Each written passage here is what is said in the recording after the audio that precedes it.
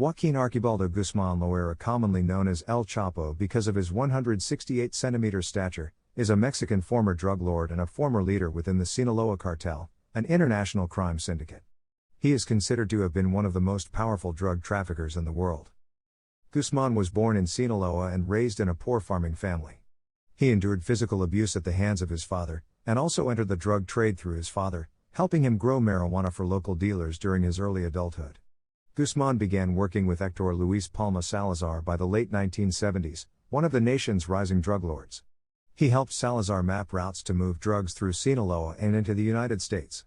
He later supervised logistics for Miguel Ángel Félix Gallardo, one of the nation's leading kingpins in the mid-1980s, but Guzmán founded his own cartel in 1988 after Gallardo's arrest.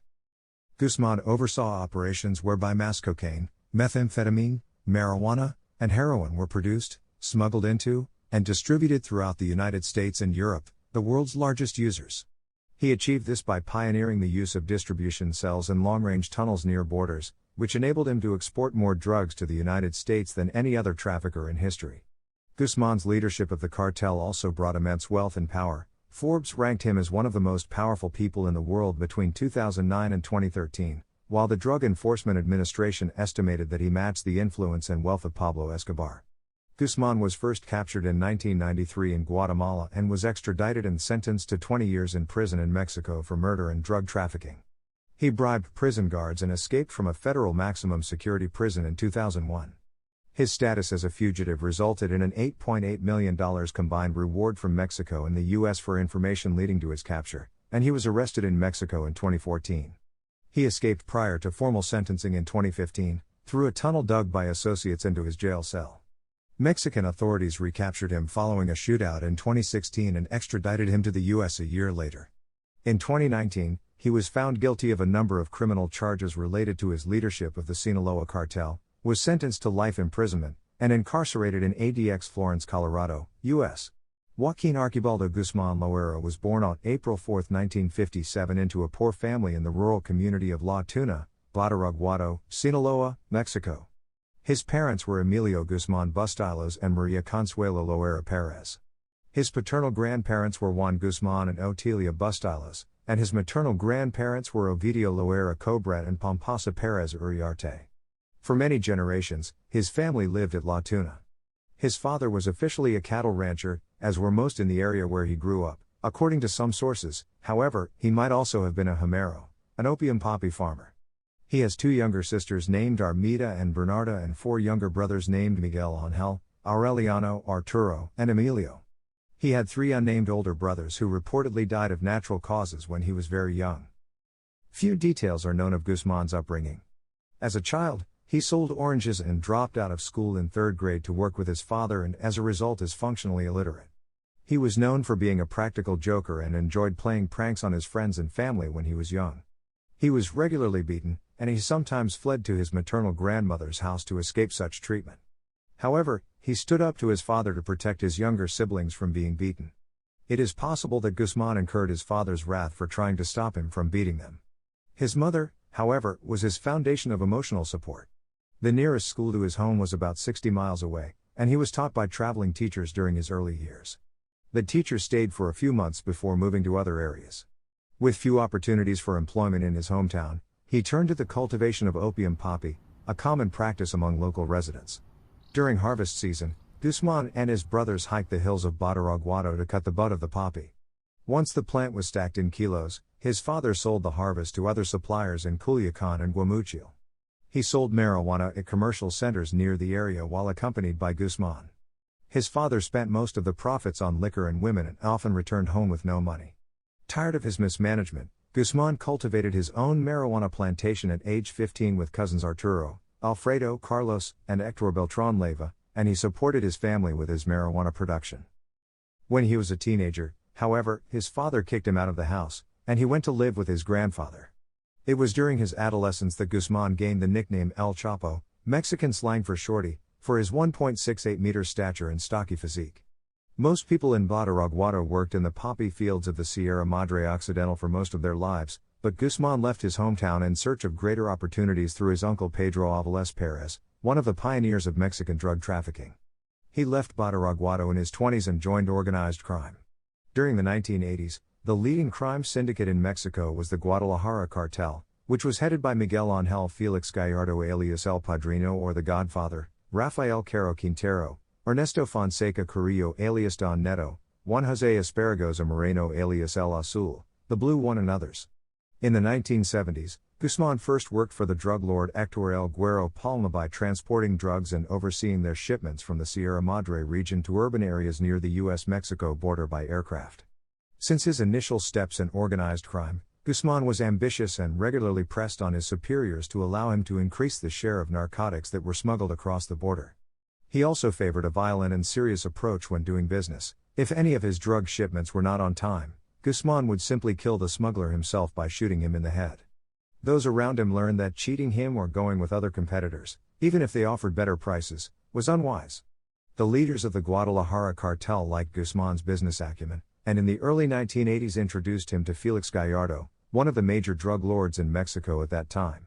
Guzmán worked as a chauffeur for Félix Gallardo before he put him in charge of logistics, where Guzmán coordinated drug shipments from Colombia to Mexico by land, air, and sea. Palma ensured the deliveries arrived in the United States. Guzmán earned enough standing and began working for Félix Gallardo directly. Throughout most of the late 1970s and early 1980s, the Mexican drug traffickers were also middlemen for the Colombian trafficking groups, and transported cocaine through the U.S.-Mexico border.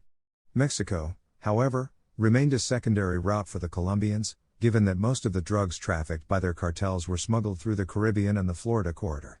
Félix Gallardo was the leading drug baron in Mexico and friend of Juan Ramón Mata Ballesteros, but his operations were still limited by his counterparts in South America. In the mid-1980s, however, the U.S. government increased law enforcement surveillance and put pressure on the Medellín and Cali cartels by effectively reducing the drug trafficking operations in the Caribbean corridor. Realizing it was more profitable to hand over the operations to their Mexican counterparts, the Colombian cartels gave Félix Gallardo more control over their drug shipments. This power shift gave the Mexican organized crime groups more leverage over their Central American and South American counterparts. During the 1980s, however, the Drug Enforcement Administration was conducting undercover groundwork in Mexico, where several of its agents worked as informants. One DEA agent, Enrique Camarena Salazar, was working as an informant and grew close to many top drug barons, including Félix Gallardo. In November 1984, the Mexican military, acting on the intelligence information provided by Camarena, raided a large marijuana plantation owned by the Guadalajara cartel and known as Rancho Buffalo. Angered by the suspected betrayal, Félix Gallardo and his men exacted revenge when they kidnapped, tortured, and killed Camarena in February 1985. The death of Camarena outraged Washington, and Mexico responded by carrying out a massive manhunt to arrest those involved in the incident. Guzmán took advantage of the internal crisis to gain ground within the cartel and take over more drug trafficking operations. In 1989, Félix Gallardo was arrested. While in prison and through a number of envoys, the drug lord called for a summit in Acapulco, Guerrero. In the conclave, Guzmán and others discussed the future of Mexico's drug trafficking and agreed to divide the territories previously owned by the Guadalajara cartel. The Arellano Félix brothers formed the Tijuana cartel, which controlled the Tijuana corridor and parts of Baja California. In Chihuahua State, a group controlled by Carrillo Fuentes family formed the Juarez cartel, and the remaining faction left to Sinaloa and the Pacific coast and formed the Sinaloa cartel under the traffickers Ishmael El Mayo Zambada, Palma, and Guzmán. Guzmán was specifically in charge of the drug corridors of Tecate, Baja California, and Mexicali and San Luis Rio Colorado, two border crossings that connect the states of Sonora and Baja California with the U.S. states of Arizona and California. When Félix Gallardo was arrested, Guzmán reportedly lived in Guadalajara, Jalisco for some time. One of his other centers of operation, however, was in the border city of Agua Prieta, Sonora, where he coordinated drug trafficking activities more closely. Guzmán had dozens of properties in various parts of the country. People he trusted purchased the properties for him and registered them under false names. Most of them were located in residential neighborhoods and served as stash houses for drugs, weapons, and cash. Guzmán also owned several ranches across Mexico, but most of them were located in the states of Sinaloa, Durango, Chihuahua, and Sonora, where locals working for the drug lord grew opium and marijuana. The first time Guzmán was detected by U.S. authorities for his involvement in organized crime was in 1987, when several protected witnesses testified in a U.S. court that Guzmán was in fact heading the Sinaloa cartel. An indictment issued in the state of Arizona alleged that Guzmán had coordinated the shipment of 2,000 kilograms of marijuana and about 4,700 kilograms of cocaine from October 19, 1987 to May 18, 1990, and had received roughly $1.5 million in drug proceeds that were shipped back to his home state. Another indictment alleged that Guzmán earned $100,000 for trafficking 70,000 pounds of cocaine and an unspecified amount of marijuana in a period of 3 years. In the border areas between Tecate and San Luis Rio Colorado, Guzmán ordered his men to traffic most of the drugs overland, but also through a few aircraft. By using the so-called piecemeal strategy, in which traffickers kept drug quantities relatively low, risks were reduced. Guzmán also pioneered the use of sophisticated tunnels to move drugs across the border and into the United States. Aside from pioneering the tunnels, Palma and Guzmán packed cocaine into chili pepper cans under the brand La Comadre before they were shipped to the U.S. by train. In return, the drug lords were paid through large suitcases filled with millions of dollars in cash. These suitcases were flown from the U.S. to Mexico City, where corrupt customs agents at the airport made sure the deliveries were not inspected. Large sums of that money were reportedly used as bribes from members of the Attorney General's office. When Felix Gallardo was arrested, the Tijuana corridor was handed over to the Arellano Felix brothers, Jesus Labor Aviles, and Javier Caro Payan, cousin of the former Guadalajara cartel leader Rafael Caro Quintero. In fears of a coup, however, Caro Payan fled to Canada and was later arrested. Guzmán and the rest of the Sinaloa cartel leaders consequently grew angry at the Arellano Felix clan about this. In 1989, Guzmán sent Armando Lopez, one of his most trusted men, to speak with the Arellano Felix clan in Tijuana. Before he had a chance to speak face-to-face with them, Lopez was killed by Ramon Arellano Felix. The corpse was disposed of in the outskirts of the city, and the Tijuana cartel ordered a hit on the remaining members of the Lopez family to prevent future reprisals. That same year, the Arellano Felix brothers sent the Venezuelan drug trafficker Enrique Rafael Clavel Moreno to infiltrate Palma's family and seduce his wife Guadalupe Lea Serrano. After convincing her to withdraw $7 million from one of Palma's bank accounts in San Diego, California, Clavel beheaded her and sent her head to Palma in a box. It was known as the first beheading linked to the drug trade in Mexico. 2 weeks later, Clavel killed Palma's children, Hector aged 5 and Natalie aged 4, by throwing them off a bridge in Venezuela. Palma retaliated by sending his men to kill Clavel while he was in prison. In 1991, Ramon killed another Sinaloa cartel associate, Rigoberto Campos Salcido, and prompted bigger conflicts with Guzmán. In early 1992, a Tijuana cartel-affiliated and San Diego-based gang known as Calle Treinta kidnapped 6 of Guzmán's men in Tijuana, tortured them to obtain information, and then shot them in the back of their heads. Their bodies were dumped on the outskirts of the city. Shortly after the attack, a car bomb exploded outside one of Guzmán's properties in Culiacán. No injuries were reported, but the drug lord became fully aware of the intended message. Guzmán and Palma struck back against the Arellano Felix brothers with 9 killings on September 3, 1992 in Iguala. Among the dead were lawyers and family members of Felix Gallardo, who was also believed to have orchestrated the attack against Palma's family. Mexico's Attorney General formed a special unit to look into the killings, but the investigation was called off after the unit found that Guzmán had paid off some of the top police officials in Mexico with $10 million, according to police reports and confessions of former police officers. In November 1992, gunmen of Arellano Felix attempted to kill Guzmán as he was traveling in a vehicle through the streets of Guadalajara. Ramon and at least 4 of his henchmen shot at the moving vehicle with AK-47 rifles, but the drug lord managed to escape unharmed. The attack forced Guzmán to leave Guadalajara and live under a false name under fears of future attacks.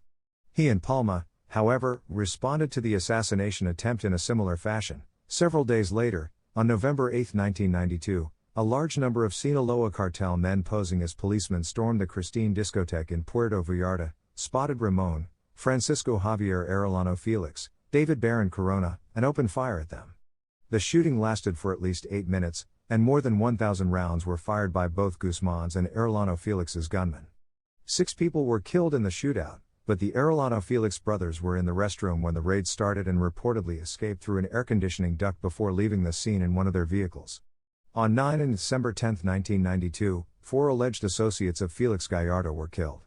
The antagonism between Guzmán's Sinaloa cartel and the Arellano Felix clan left several more dead and was accompanied by more violent events in the states of Baja California, Sonora, Sinaloa, Durango, Jalisco, Guerrero, Michoacán, and Oaxaca. The war between both groups continued for 6 more months, yet none of their respective leaders was killed. In mid-1993, the Arellano Felix clan sent their top gunman on a final mission to kill Guzmán in Guadalajara, where he moved around frequently to avoid any possible attacks. Having no success, the Tijuana cartel hitmen decided to return to Baja California on May 24, 1993. As Francisco Javier was at the Guadalajara International Airport booking his flight to Tijuana, informant tips notified him that Guzmán was at the airport parking lot awaiting a flight to Puerto Vallarta. Having spotted the white Mercury Grand Marquis car where Guzmán was thought to be hiding, about 20 gunmen of the Tijuana cartel descended from their vehicles and opened fire at around 4:10 p.m. However, the drug lord was inside a green Buick sedan a short distance from the target. Inside the Mercury Grand Marquis was the Cardinal and Archbishop of Guadalajara Juan Jesus Posadas Ocampo, who died at the scene from 14 gunshot wounds. 6 other people, including the Cardinal's chauffeur, were caught in the crossfire and killed. Amidst the shootout and confusion, Guzmán escaped and headed to one of his safe houses in Bugambilias, a neighborhood 20 minutes away from the airport. The night the Cardinal was killed, Mexican President Carlos Salinas de Gortari flew to Guadalajara and condemned the attack, stating it was a criminal act that targeted innocent civilians, but he did not give any indications of the involvement of organized crime. The death of Cardinal Posadas Ocampo, a high-profile religious figure, outraged the Mexican public, the Catholic Church, and many politicians. The government responded by carrying out a massive manhunt to arrest the people involved in the shootout, and offered about $5 million bounties for each of them. Pictures of Guzmán's face, previously unknown to the public, started to appear in newspapers and television across Mexico. Fearing his capture, Guzmán fled to Tonalá, Jalisco, where he reportedly owned a ranch. The drug lord then fled to Mexico City and stayed at a hotel for about 10 days. He met with one of his associates in an unknown location and handed him $200 million to provide for his family in case of his absence. He gave that same amount to another of his employees to make sure the Sinaloa cartel ran its day-to-day activities smoothly in case he was gone for some time. After obtaining a passport with the fake name of Jorge Ramos Perez, Guzmán was transported to the southern state of Chiapas by one of his trusted associates before leaving the country and settling in Guatemala on June 4, 1993. His plan was to move across Guatemala with his girlfriend Maria del Rocio del Villar Becerra and several of his bodyguards and settle in El Salvador. During his travel, Mexican and Guatemalan authorities were tracking his movements. Guzmán paid a Guatemalan military official $1.2 million to allow him to hide south of the Mexican border. The unnamed official, however, passed information about Guzmán's whereabouts to law enforcement. On June 9, 1993, Guzmán was arrested by the Guatemalan army at a hotel near Tapachula, close to the Guatemala-Mexico border. He was extradited to Mexico 2 days later aboard a military airplane, where he was immediately taken to the Federal Social Rehabilitation Center No. 1, a maximum security prison in Almoloya de Juarez, State of Mexico. He was sentenced to 20 years, 9 months in prison on charges of drug trafficking, criminal association and bribery. Initially jailed at Federal Social Rehabilitation Center No. 1, on November 22, 1995, he was transferred to another maximum security prison, Federal Center for Social Rehabilitation No. 2 in Jalisco, after being convicted of 3 crimes: possession of firearms, drug trafficking and the murder of Cardinal Ocampo. He had been tried and sentenced inside the federal prison on the outskirts of Almoloya de Juarez, Mexico State. While he was in prison, Guzmán's drug empire and cartel continued to operate unabated, run by his brother, Arturo Guzmán Loera, known as El Pollo, with Guzmán himself still considered a major international drug trafficker by Mexico and the U.S. even while he was behind bars. Associates brought him suitcases of cash to bribe prison workers and allow the drug lord to maintain his opulent lifestyle even in prison, with prison guards acting like his servants. He met his longtime mistress and later Sinaloa associate, former police officer Zulema Hernandez, while in prison, where she was serving time for armed robbery. Hernandez later controlled Sinaloa's expansion into Mexico City, but in 2008 her body was found in a trunk, carved with multiple Z's, signifying Los Zetas, Sinaloa's R-tribals. Guzmán's Sinaloa cartel, at the time of his arrest, was the wealthiest and most powerful of Mexico's drug cartels. It smuggles multi-ton cocaine shipments from Colombia through Mexico to the United States by air, sea and road, and has distribution cells throughout the U.S. The organization has also been involved in the production, smuggling and distribution of Mexican methamphetamine, marijuana, and heroin from Southeast Asia. When Palma was arrested by the Mexican army on June 23, 1995, Guzmán took leadership of the cartel. Palma was later extradited to the United States, where he is in prison on charges of drug trafficking and conspiracy. After Guzmán's prison escape nearly a decade after his initial arrest, he and close associate Ishmael Zambada Garcia became Mexico's undisputed top drug kingpins after the 2003 arrest of their rival Ociel Cardenas of the Gulf Cartel. Until Guzmán's arrest in 2014, he was considered the most powerful drug trafficker in the world by the U.S. Department of the Treasury. Guzmán also had another close associate, his trusted friend Ignacio Nacho Coronel Villarreal. His drug empire made Guzmán a billionaire, and he was ranked the 10th richest man in Mexico and 1,140th in the world in 2011, with a net worth of roughly $1 billion. To assist his drug trafficking, the Sinaloa cartel also built a shipping and transport empire. Guzmán has been referred to as the biggest drug lord of all time, and the USDEA considered him the godfather of the drug world and strongly estimates he surpassed the influence and reach of Pablo Escobar. In 2013, the Chicago Crime Commission named Guzmán public enemy number 1 for the influence of his criminal network in Chicago. However, there is no evidence Guzmán has ever visited the city. The last person to receive such notoriety was Al Capone in 1930. At the time of his 2014 arrest, Guzmán imported more drugs into the United States than anyone else. He took advantage of the power vacuum created by crackdowns on cartels in Colombia, gaining business and market share there as Colombia's own cartels were decimated. He took similar advantage of the situation when his rival cartels were brought down by an intense crackdown from the Mexican government, but the Sinaloa gang emerged largely unscathed. After the fall of the Amezcua brothers, founders of the Colima cartel, in 1999 on methamphetamine trafficking charges, there was a demand for leadership throughout Mexico to coordinate methamphetamine shipments north. Guzmán saw an opportunity and seized it. Easily arranging precursor shipments, Guzmán and Ishmael Zambada Garcia made use of their previous contacts on Mexico's Pacific coast. Importantly, for the first time, the Colombians would not have to be paid, they simply joined methamphetamine with cocaine shipments. This fact meant no additional money was needed for airplanes, pilots, boats and bribes. They used the existing infrastructure to pipeline the new product. Until this point, the Sinaloa cartel had been a joint venture between Guzmán and Ishmael Zambada Garcia. The methamphetamine business would be Guzmán's alone. He cultivated his own ties to China, Thailand and India to import the necessary precursor chemicals. Throughout the mountains of the states of Sinaloa, Durango, Jalisco, Michoacán, and Nayarit, Guzmán constructed large methamphetamine laboratories and rapidly expanded his organization. His nomadic existence allowed him to nurture contacts throughout the country. He was now operating in 17 of the 31 Mexican states.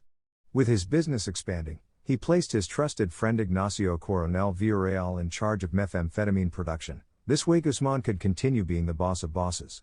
Coronel Villarreal proved so reliable in the Guzmán business that he became known as the Crystal King. While still in prison in Mexico, Guzmán was indicted in San Diego on U.S. charges of money laundering and importing tons of cocaine into California, along with his Sinaloa attorney Humberto Loya Castro, or Licenciado Perez, who was charged with bribing Mexican officials on Sinaloa's behalf and making sure that any cartel members arrested were released from custody. After a ruling by the Supreme Court of Mexico made extradition between Mexico and the United States easier, Guzmán bribed guards to aid his escape. On January 19, 2001, Francisco El Chito Camberos Rivera, a prison guard, opened Guzmán's electronically operated cell door, and Guzmán got into a laundry cart that maintenance worker Javier Camberos rolled through several doors and eventually out the front door. He was then transported in the trunk of a car driven by Camberos out of the town. At a petrol station, Camberos went inside, but when he came back, Guzmán was gone on foot into the night. According to officials, 78 people have been implicated in his escape plan. Camberos is in prison for his assistance in the escape. The police say Guzmán carefully masterminded his escape plan, wielding influence over almost everyone in the prison, including the facilities director, who is now in prison for aiding in the escape. One prison guard who came forward to report the situation at the prison disappeared 7 years later, and was presumed to have been killed on the orders of Guzmán. Guzmán allegedly had the prison guards on his payroll, smuggled contraband into the prison and received preferential treatment from the staff. In addition to the prison employee accomplices, Police in Jalisco were paid off to ensure he had at least 24 hours to get out of the state and stay ahead of the military manhunt. The story told to the guards being bribed not to search the laundry cart was that Guzmán was smuggling gold, ostensibly extracted from rock at the inmate workshop, out of the prison. The escape allegedly cost Guzmán $2.5 million. Since his 2001 escape from prison, Guzmán had wanted to control the Ciudad Juárez crossing points, which were in the hands of the Carrillo Fuentes family of the Juárez cartel. Despite a high degree of mistrust between the two organizations, the Sinaloa and Juárez cartels had a working agreement at the time. Guzmán convened a meeting in Monterrey with Ishmael Zambada Garcia, Juan José Esparagoza Moreno, and Arturo Beltrán Leiva. In this meeting, they discussed killing Rodolfo Carrillo Fuentes, who was in charge of the Juárez cartel at the time. On September 11, 2004, Rodolfo, his wife and 2 young children were visiting a Culiacán shopping mall. While leaving the mall, escorted by Police Commander Pedro Pérez López, the family was ambushed by members of Los Negros, assassins for the Sinaloa cartel. Rodolfo and his wife were killed, the policeman survived. The city was no longer controlled only by the Carrillo Fuentes family. Instead, the city found itself as the front line in the Mexican drug war and would see homicides skyrocket as rival cartels fought for control. With this act, Guzmán was the first to break the non-aggression pact the major cartels had agreed to, setting in motion the fighting between cartels for drug routes that has claimed more than 60,000 lives since December 2006. When Mexican President Felipe Calderón took office in December 2006, he announced a crackdown on cartels by the Mexican military to stem the increasing violence. After 4 years, the additional efforts had not slowed the flow of drugs or the killings tied to the drug war. Of the 53,000 arrests made as of 2010, only 1,000 involved associates of the Sinaloa cartel, which led to suspicions that Calderón was intentionally allowing Sinaloa to win the drug war, a charge Calderón denied in advertisements in Mexican newspapers, pointing to his administration's killing of top Sinaloa deputy Nacho Coronel as evidence. Sinaloa's rival cartels saw their leaders killed and syndicates dismantled by the crackdown, but the Sinaloa gang was relatively unaffected and took over the rival gang's territories, including the coveted Ciudad Juárez-El Paso corridor, in the wake of the power shifts. A Newsweek investigation alleges that one of Guzmán's techniques for maintaining his dominance among cartels included giving information to the DEA and U.S. Immigration and Customs Enforcement that led to the arrests of his enemies in the Juárez cartel, in addition to information that led to the arrests of some of the top Sinaloa leaders. The arrests were speculated by some to have been part of a deal Guzmán struck with Calderón and the DEA, in which he intentionally gave up some of his purported Sinaloa colleagues to U.S. agents in exchange for immunity from prosecution, while perpetuating the idea that the Calderón government was heavily pursuing his organization during the cartel crackdown. This became a key factor influencing the break between the Sinaloa cartel and the Beltrán Leiva brothers, 5 brothers who served as Guzmán's top lieutenants, primarily working for the cartel in the northern region of Sinaloa. Sinaloa lawyer Loya Castro, who like Guzmán had been wanted on federal charges in the United States since 1993, voluntarily approached the DEA offering them information in 1998, eventually signing paperwork as a formal informant in 2005, and his U.S. indictment was thrown out in 2008. Loya Castro's leaks to the DEA led to the dismantling of the Tijuana cartel, as well as the Mexican Army's arrest of Guzmán's lieutenant and the top commander of the Beltrán Leiva organization, Alfredo Beltrán Leiva, in Culiacán in January 2008, with Guzmán believed to have given up El Machomo for various reasons. Guzmán had expressed concerns with Alfredo Beltrán's lifestyle and high-profile actions for some time before his arrest. After El Machomo's arrest, authorities said he was in charge of 2 hit squads, money laundering, transporting drugs and bribing officials. That high-profile arrest was followed by the arrest of 11 Beltrán Leiva hit squad members in Mexico City, with police noting that the arrests were the first evidence that Sinaloa had expanded into the capital city. U.S. Ambassador to Mexico Tony Garza called the arrests a significant victory in the drug war. With Alfredo in custody, his brother Arturo Beltrán Leiva took over as the brother's top commander, but he was killed in a shootout with Mexican Marines the next year. Whether Guzmán was responsible for Alfredo Beltrán's arrest is not known. However, the Beltrán Leivas and their allies suspected he was behind it, and after Alfredo Beltrán's arrest, a formal war was declared. An attempt on the life of cartel head Zambada's son Vicente Zambada Niebla was made only hours after the declaration. Dozens of killings followed in retaliation for that attempt. The Beltrán Leiva brothers ordered the assassination of Guzmán's son, Edgar Guzmán López, on May 8, 2008, in Culiacán, which brought massive retaliation from Guzmán. They were also in conflict over the allegiance of the Flores brothers, Margarito and Pedro, leaders of a major, highly lucrative cell in Chicago responsible for distributing over 2 tons of cocaine every month. The Mexican military claims that Guzmán and the Beltrán Leiva brothers were at odds over Guzmán's relationship with the Valencia brothers in Michoacán. Following the killing of Guzmán's son Edgar, violence increased. From 8 May through the end of the month, over 116 people were murdered in Culiacán, 26 of them police officers. In June 2008, over 128 were killed. In July, 143 were slain. An additional deployment of 2,000 troops to the area failed to stop the turf war. The wave of violence spread to other cities such as Guamuchil, Guasave, and Mazatlán. However, the Beltrán Leiva brothers were involved in some double-dealing of their own. Arturo and Alfredo had met with leading members of Los Zetas in Cuernavaca, where they agreed to form an alliance to fill the power vacuum.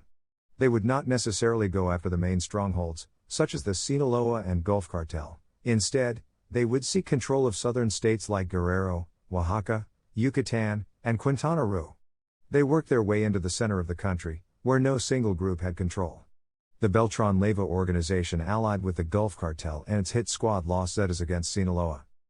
The split was officially recognized by the U.S. government on May 30, 2008. On that day, it recognized the Beltrán Leiva brothers as leaders of their own cartel. President George W. Bush designated Marcos Arturo Beltrán Leiva and the Beltrán Leiva organization as subject to sanction under the Foreign Narcotics Kingpin Designation Act, which prohibits people and corporations in the U.S. from conducting businesses with them and freezes their U.S. assets. Guzmán was known among drug lords for his longevity and evasion of authorities, assisted by alleged bribes to federal, state and local Mexican officials. Despite the progress made in arresting others in the aftermath of Guzmán's escape, including a handful of his foremost logistics and security men, the huge military and federal police manhunt failed to capture Guzmán for years. In the years between his escape and capture, he was Mexico's most wanted man. His elusiveness from law enforcement made him a near-legendary figure in Mexico's narcotics folklore. Stories abounded that Guzmán sometimes strolled into restaurants, his bodyguards confiscating people's cell phones, he ate his meal, and then left after paying everyone's tab. Rumors circulated of Guzmán being seen in different parts of Mexico and abroad. For more than 13 years, Mexican security forces coordinated many operations to rearrest him, but their efforts were largely in vain as Guzmán appeared to be steps ahead from his captors. Although his whereabouts were unknown, the authorities thought that he was likely hiding in the Golden Triangle, an area that encompasses parts of Sinaloa, Durango, and Chihuahua in the Sierra Madre region. The region is a major producer of marijuana and opium poppies in Mexico, and its remoteness from the urban areas makes it an attractive territory for the production of synthetic drugs in clandestine laboratories and for its mountains that offer potential hideouts. Guzmán reportedly commanded a sophisticated security circle of at least 300 informants and gunmen resembling the manpower equivalent to those of a head of state. His inner circle would help him move around through several isolated ranches in the mountainous area to avoid capture. He usually escaped from law enforcement using armored cars, aircraft, and all-terrain vehicles, and was known to employ sophisticated communications gadgetry and counter-espionage practices. Since many of these locations in the Golden Triangle are only accessible via single-track dirt roads, local residents easily detected the arrival of law enforcement or any outsiders. Their distrust towards non-residents and their aversion towards the government, alongside a combination of bribery and intimidation, helped keep the locals loyal to Guzmán and the Sinaloa cartel in the area. According to law enforcement intelligence, attempting to have launched an attack to capture Guzmán by air would have had similar results. His security circle would have warned him of the presence of an aircraft 10 minutes away from Guzmán's location, giving him ample time to escape the scene and avoid arrest. In addition, his gunmen reportedly carried surface-to-air missiles that may bring down aircraft in the area. Although Guzmán had hidden for long periods in remote areas of the Sierra Madre Mountains without being captured, the arrested members of his security team told the military he had begun venturing out to Culiacán and the beach town of Mazatlán. A week before he was caught, Guzmán and Zambada were reported to have attended a family reunion in Sinaloa. On February 16, 2014, the Mexican military followed the bodyguards' tips to Guzmán's former wife's house, but they had trouble ramming the steel-reinforced front door, which allowed Guzmán to escape through a system of secret tunnels that connected 6 houses, eventually moving south to Mazatlán. He had planned to stay a few days in Mazatlán to see his twin baby daughters before retreating to the mountains. On February 22, 2014, at around 6:40 a.m., Mexican authorities arrested Guzmán at a hotel in a beachfront area in Mazatlán, following an operation by the Mexican Navy, with joint intelligence from the DEA and the U.S. Marshals Service. A few days before his capture, Mexican authorities had been raiding several properties owned by members of the Sinaloa cartel who were close to Guzmán throughout the state of Sinaloa. The operation leading to his capture began at 3:45 a.m., when 10 pickup trucks of the Mexican Navy carrying over 65 Marines made their way to the resort area. Guzmán was hiding at the Miramar condominiums, located at number 608 on Avenida del Mar. Mexican and U.S. federal agents had leads that the drug lord had been at that location for at least 2 days, and that he was staying on the condominium's 4th floor, in room 401. When the Mexican authorities arrived at the location, they quickly subdued Carlos Manuel Ramirez, one of Guzmán's bodyguards, before quietly making their way to the 4th floor by the elevators and stairs. Once they were at Guzmán's front door, they broke into the apartment and stormed its 2 rooms. In one of the rooms was Guzmán, lying in bed with his wife. Their 2 daughters were reported to have been at the condominium during the arrest. Guzmán tried to resist arrest physically, but he did not attempt to grab a rifle he had close to him. Amid the quarrel with the Marines, the drug lord was hit 4 times. By 6:40 a.m., he was arrested, taken to the ground floor, and walked to the condominium's parking lot, where the first photos of his capture were taken. His identity was confirmed through a fingerprint examination immediately following his capture. He was then flown to Mexico City for formal identification. According to the Mexican government, no shots were fired during the operation. Guzmán was presented in front of cameras during a press conference at the Mexico City International Airport that afternoon, and then he was transferred to the Federal Social Readaptation Center No. 1, a maximum security prison in Almoloya de Juarez, State of Mexico, on a federal police Black Hawk helicopter. The helicopter was escorted by 2 Navy helicopters and 1 from the Mexican Air Force. Surveillance inside the penitentiary and surrounding areas was increased by a large contingent of law enforcement. Mexican President Enrique Peña Nieto confirmed the arrest through Twitter and congratulated the Secretariat of National Defense, SEDENA, Secretariat of the Navy, SEMAR, Office of the General Prosecutor, PGR, the Federal Police, and the Centro de Investigación y Seguridad Nacional, CISN, for Guzmán's capture. In the United States, Attorney General Eric Holder said Guzmán had caused death and destruction of millions of lives across the globe and called the arrest a landmark achievement, and a victory for the citizens of both Mexico and the United States. Colombia's President Juan Manuel Santos telephoned Peña Nieto and congratulated him for the arrest of Guzmán, highlighting its importance in the international efforts against drug trafficking. Colombia's Defense Minister, Juan Carlos Pinzón, congratulated Mexico on Guzmán's arrest and stated that his capture contributes to eradicate this crime in the region. The Guatemalan President Otto Pérez Molina congratulated the Mexican government for the arrest. Costa Rica's President Laura Chinchilla congratulated the Mexican government through Twitter for the capture too. The French government extended its congratulations on 24th of February and supported the Mexican security forces in their combat against organized crime. News of Guzmán's capture made it to the headlines of many media outlets across the U.S., Latin America, and Europe. On Twitter, Mexico and Guzmán's capture were trending topics throughout most of February 22, 2014. Bob Nardoza, a spokesman for the U.S. Attorney's Office for the District Court for the Eastern District of New York, announced that U.S. authorities plan to seek the extradition of Guzmán for several cases pending against him in New York and other United States jurisdictions. Guzmán was imprisoned at Federal Social Readaptation Center No. 1, Area No. 20, Hallway No. 1, on the same day of his capture on February 22, 2014. The area where he lived was highly restricted. The cells are without windows, inmates are not allowed to interact with each other, and they are not permitted to contact their family members. His cell was close to those of José Jorge Balderas, former lieutenant of the Beltrán Leyva cartel, and Jaime González Duran, a former leader of Los Zetas drug cartel. Miguel Ángel Guzmán Loera, one of his brothers, was in one of the other units. Guzmán was alone in his cell, and had 1 bed, 1 shower, and a single toilet. His lawyer was Oscar Quirarte. Guzmán was allowed to receive visits from members of his family every 9 days from 9 a.m. to 5 p.m., and was granted by law the right to receive MXN $638, about $48, every month to buy products for personal hygiene. He lived under 23 hours of solitary confinement with 1 hour of outdoor exposure. He was only allowed to speak with people during his judicial hearings. Unlike the other inmates, Guzmán was prohibited from practicing sport or cultural activities. These conditions were court-approved and could only be changed if a federal judge decided to amend them.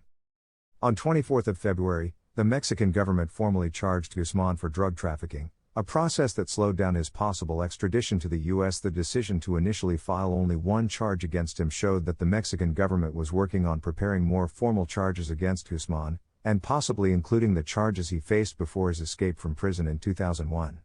The kingpin also faces charges in at least 7 U.S. jurisdictions, and U.S. officials filed for his extradition. Guzmán was initially granted an injunction preventing immediate extradition to the United States. On 25 February, a Mexican federal judge set the trial in motion for drug-related and organized crime charges. On March 4, 2014, a Mexican federal court issued a formal charge against Guzmán for his involvement in organized crime. On March 5, 2014, a Mexico City federal court rejected Guzmán's injunction against extradition to the U.S. on the grounds that the U.S. officials had not formally requested his extradition from Mexico. The court said that if the U.S. files a request in the future, Guzmán can petition for another injunction. The court had until April 9, 2014 to issue a formal declaration of the injunction's rejection, and Guzmán's lawyers could appeal the court's decision in the meantime. The same day that the injunction was rejected, another federal court issued formal charges against Guzmán, totaling up to 5 different Mexican federal courts where he was wanted for drug trafficking and organized crime charges. The court explained that although Guzmán faces charges in several different courts, he cannot be sentenced for the same crime twice because that would violate Article 23 of the Constitution of Mexico.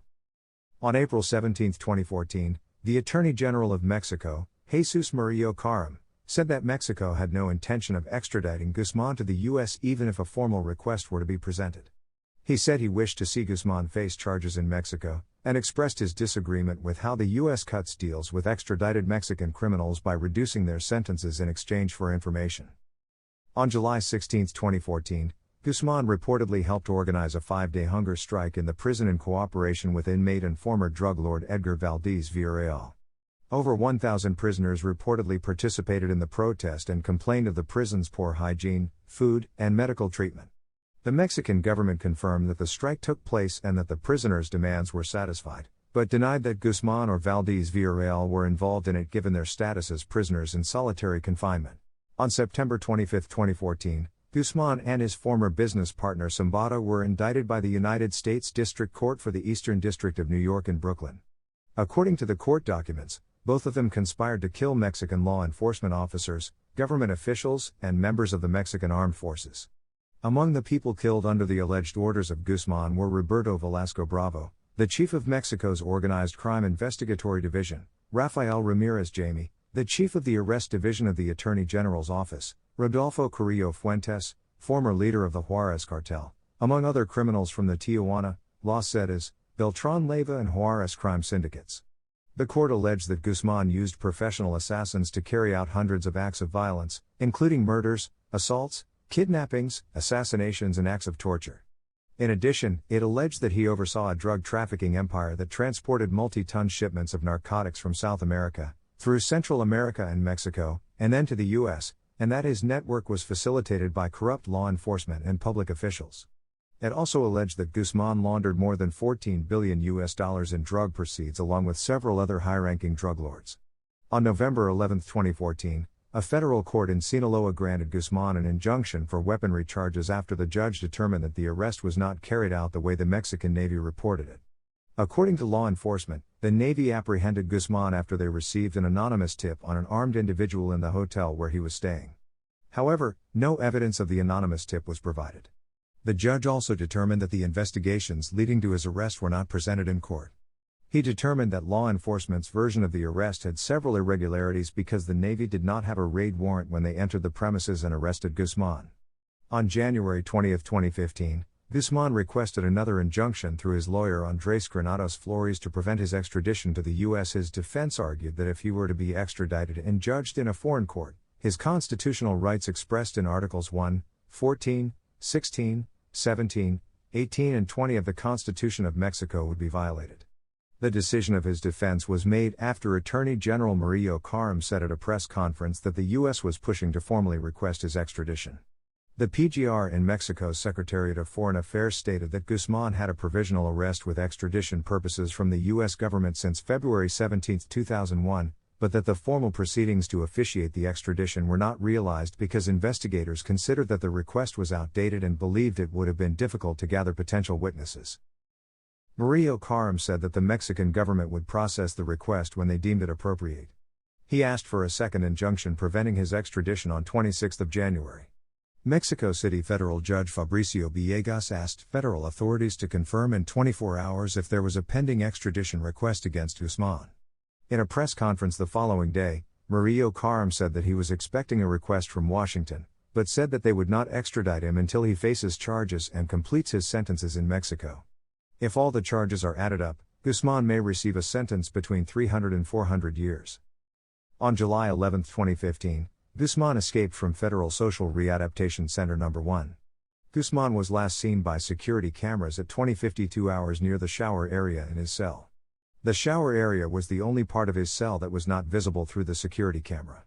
After the guards did not see him for 25 minutes on surveillance video, personnel went looking for him. When they reached his cell, Guzmán was gone. It was discovered he had escaped through a tunnel leading from the shower area to a house construction site 1.5 kilometers away in a Santa Juanita neighborhood. The tunnel lay 10 meters deep underground, and Guzmán used a ladder to climb to the bottom. The tunnel was 1.7 meters tall and 75 centimeters in width. It was equipped with artificial light, air ducts, and high-quality construction materials. In addition, a motorcycle was found in the tunnel, which authorities think was used to transport materials and possibly Guzmán himself. The escape of Guzmán triggered a wide-range manhunt. According to Mexico's National Security Commissioner Monte Alejandro Rubido Garcia, the manhunt was instituted immediately in the surrounding area by putting up several checkpoints and air searches by helicopter. The entire prison was put on lockdown and no one was allowed to enter or leave. The search was then extended to other federal entities: Mexico City, the State of Mexico, Morelos, Puebla, Guerrero, Michoacán, Querétaro, Hidalgo, and Tlaxcala. However, most of the military officers involved in the search were sent to the state of Mexico. The Mexican government also issued an international warning to prevent Guzmán from escaping the country through airports, border checkpoints, or ports. Interpol and other security organizations were alerted to the possibility of him escaping into another country. Flights at the Toluca International Airport were canceled, while soldiers occupied parts of Mexico City International Airport. Out of the 120 employees that were working at the prison that night, 18 that worked in the area of Guzmán's cell were initially detained for questioning. By the afternoon, a total of 31 people had been called in for questioning. The director of the prison, Valentin Cardenas Lerma, was among those detained. When the news of the escape broke, President Peña Nieto was heading to a state visit in France along with several top officials from his cabinet and many others. The Secretary of the Interior Miguel Ángel Osorio Chong, who was already in France waiting for them, returned to Mexico after learning of Guzmán's prison break. Peña Nieto returned to Mexico on 17 July. In a press conference, Peña Nieto said he was shocked by Guzmán's escape, and promised that the government would carry out an intensive investigation to see if officials had collaborated in the prison break. In addition, he claimed that Guzmán's escape was an affront to the Mexican government, and that they would not spare any resources in trying to recapture him. Peña Nieto, however, was severely criticized for the incident, and media outlets pointed out that this incident was among the administration's most embarrassing episodes. Critics stated that Guzmán's escape highlighted the high levels of corruption within the government, and questioned the government's ability to combat the country's organized crime groups. On July 13, 2015, Osorio Chong met with members of the cabinet that specialize in security and law enforcement intelligence to discuss the escape of Guzmán, and scheduled a press conference that day. The objective of the meeting and the conference was to analyze the actions the government employed to recapture him. Among them were Rubido Garcia, Arely Gómez González, the Attorney General of Mexico, and Eugenio Imaz Gispert, head of the Center for Research and National Security. At the press conference, the government placed a 60 million Mexican peso bounty, which is approximately $3.8 million for information that leads to Guzmán's arrest. A number of officials were indicted. Of these, 3 were police officers employed within the Division of Intelligence, and another 2 were employed by CISN. Officials of the Mexican government appealed to 3 Colombian police retired generals for assistance in the closure of issues relating to Guzmán, according to a report dated to August 1, 2015. Among them is Rosso José Serrano, a decorated officer and one of the masterminds behind the dismantling of the Cali cartel and Medellín cartel, and Luis Enrique Montenegro, protagonist in the arrests of Miguel and Gilberto Rodríguez Orihuela. They suggested particular Colombian strategies like creation of special search units, specialized investigation and intelligence units, like Digen and Dipol, and new laws about money laundering and asset forfeiture. After the third capture of Guzmán, it was revealed that the government of Colombia had sent a team of 12 officials to assist the Mexican authorities on tracking down Guzmán. Mexican actress Kate del Castillo was first approached by Guzmán's lawyers in 2014, after having published an open letter to Guzmán in 2012 in which she expressed her sympathy and requested him to traffic in love instead of in drugs. Guzmán reached out again to del Castillo after his 2015 escape, and allegedly sought to cooperate with her in making a film about his life. American actor Sean Penn heard about the connection with Ms. del Castillo through a mutual acquaintance, and asked if he might come along to do an interview. On 2nd of October, del Castillo and Penn visited Guzmán for 7 hours at his hideout in the mountains, with Penn interviewing the fugitive for Rolling Stone magazine. Guzmán, who had never before acknowledged his drug trafficking to a journalist, told Penn he had a fleet of narco-submarines, airplanes, trucks and boats, and that he supplied more heroin, methamphetamine, cocaine and marijuana than anybody else in the world. Guzmán had a close call in early October 2015, several days after the meeting with Penn and Kate del Castillo. An unnamed Mexican official confirmed that the meeting helped authorities locate Guzmán, with cell phone interceptions and information from American authorities directing Mexican Marines to a ranch near Tamazula, Durango, in the Sierra Madre Mountains in western Mexico. The raid on the ranch was met with heavy gunfire and Guzmán was able to flee. The Attorney General of Mexico declared that El Chapo ran away through a gully and, although he was found by a helicopter, he was with 2 women and a girl and it was decided not to shoot. The 2 women were later revealed to be Guzmán's personal chefs, who had traveled with him to multiple safe houses. At one point, Guzmán reportedly carried a child on his arms, obscuring himself as a target. According to the official report published by the Mexican Navy, citizens reported armed people in a house at the coastal city of Los Mochis in northern Sinaloa, which was then placed under surveillance for 1 month. Monitored communications indicated the home was being prepared for the arrival of grandma or aunt, which authorities suspected was code for a high-priority potential target. After the gunman returned to the house, placing a large order for tacos at a nearby restaurant and picking up the order in a white van after midnight, the residence was raided in the early hours of January 8, 2016, in Operation Black Swan, by 17 Marines from the Mexican Navy's Special Forces with support from the Mexican Army and the Federal Police, but Guzmán and a lieutenant escaped through a secret tunnel, emerging 1.5 kilometers away and stealing a vehicle at gunpoint. A statewide alert was issued for the stolen vehicle, and the Federal Police located and intercepted it about 20 kilometers south of Los Mochis near the town of Juan José Rios. Guzmán attempted to bribe the officers with offers of cash, properties, and offers of jobs. When the officers refused, Guzmán told them, "You are all going to die." The 4 police officers sent pictures of Guzmán to their superiors, who were tipped that 40 assassins were on their way to free Guzmán. To avoid this counterattack by cartel members, the policemen were told to take their prisoners to a motel on the outskirts of town to wait for reinforcements, and later hand over the prisoners to the Marines. They were subsequently taken to Los Mochis Airport for transport to Mexico City, where Guzmán was presented to the press at the Mexico City airport and then flown by a Navy helicopter to the same maximum security prison from which he escaped in July 2015.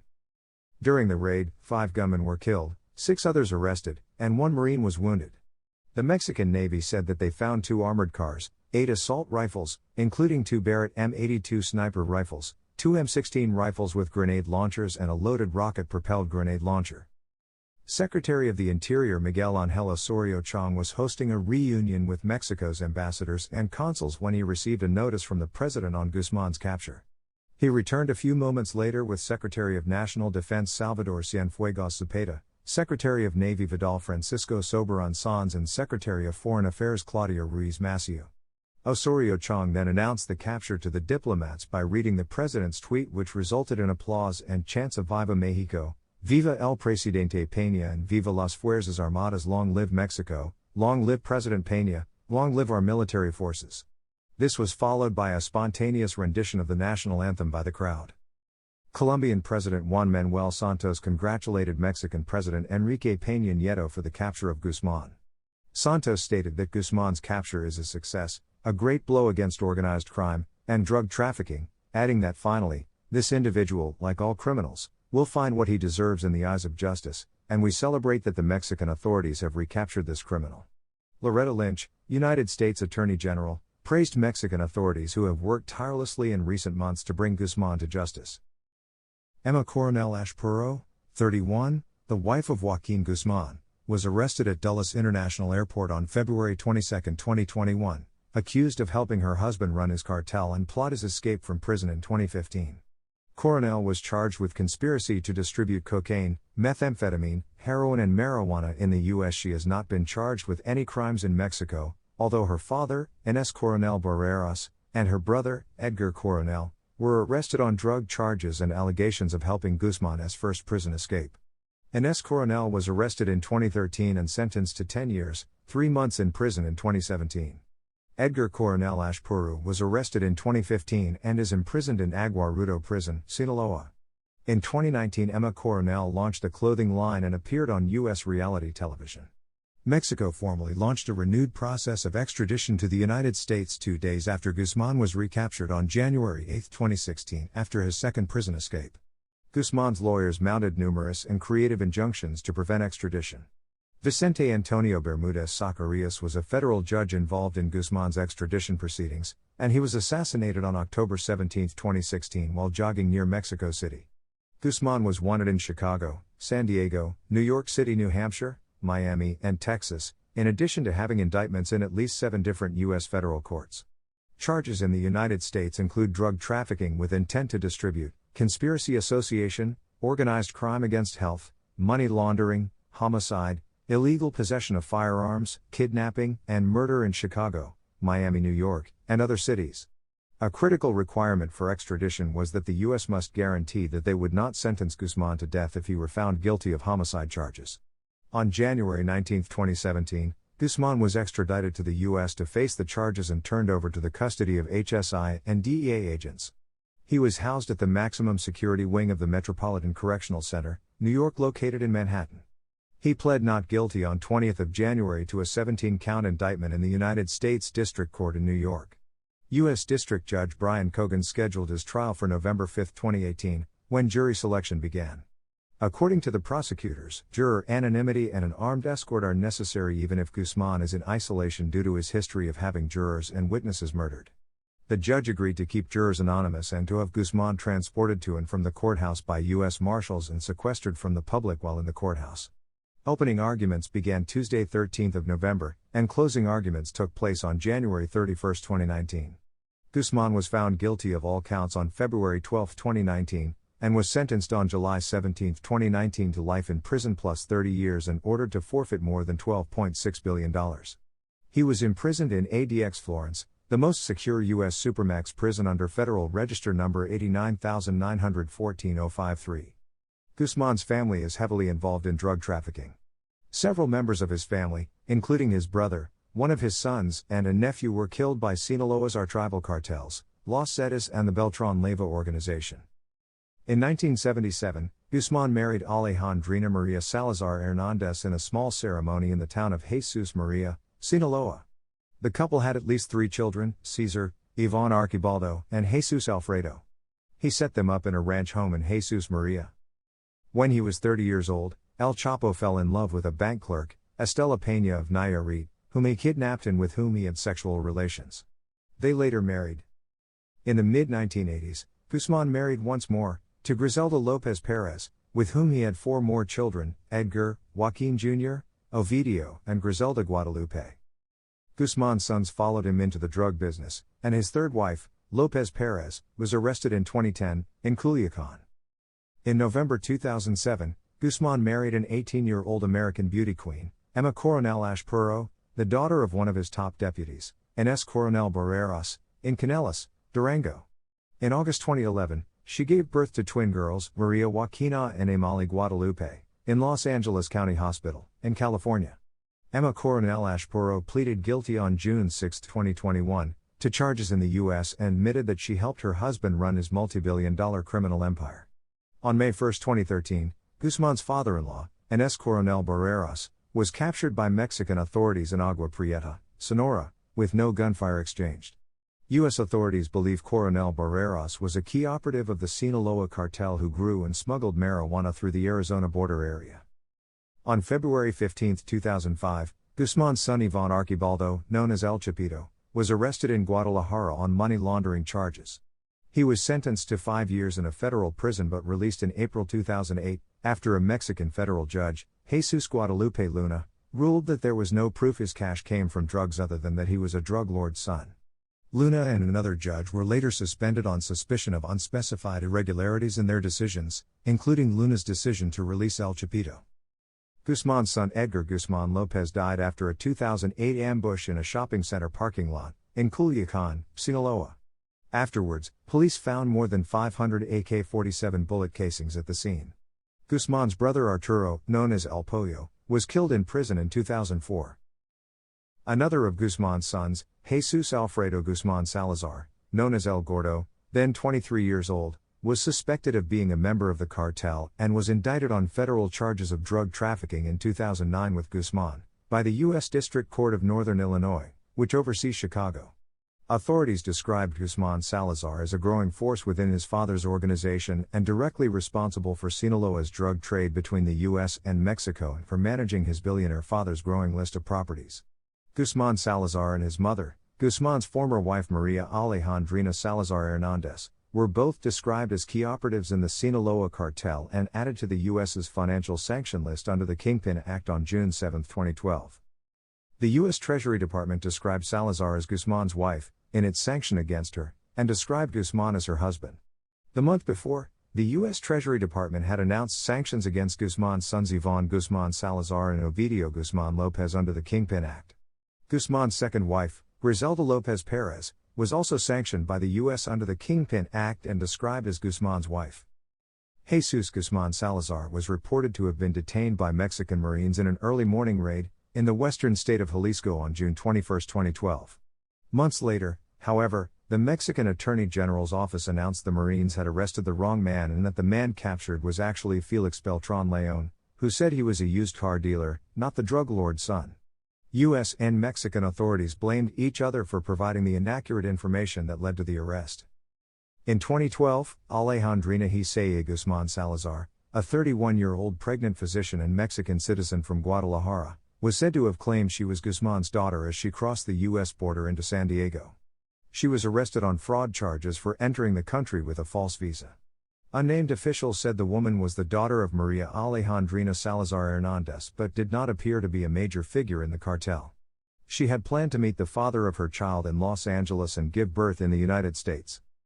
On the night of June 17, 2012, Obed Cano Zepeda, a nephew of Guzmán's, was gunned down by unknown assailants at his home in the state capital of Culiacán, while hosting a Father's Day celebration.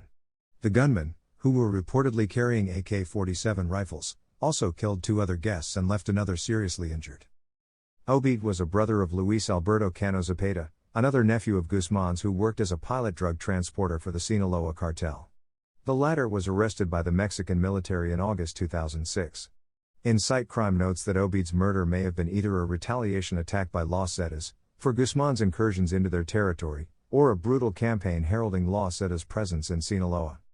Even after Guzmán's arrest, the Sinaloa cartel remained the primary drug distributor in the U.S. among Mexican cartels, according to the U.S. Drug Enforcement Administration.